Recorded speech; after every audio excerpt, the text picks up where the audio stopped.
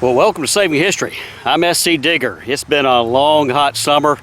We haven't really had a chance to get out much, so we apologize for not being around, but we're back out today and we're doing some relic hunting down in the low country. It's still hot, but we're out here trying to get after it, and I've got a target here. It looks like I've got a button. I got it flipped out.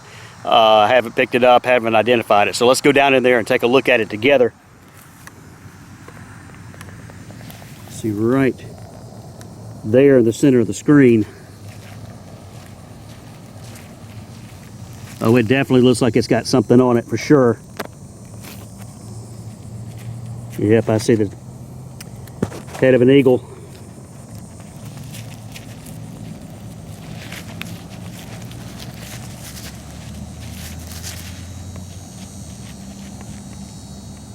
Hot dang. Look at that sucker. That's what we're after.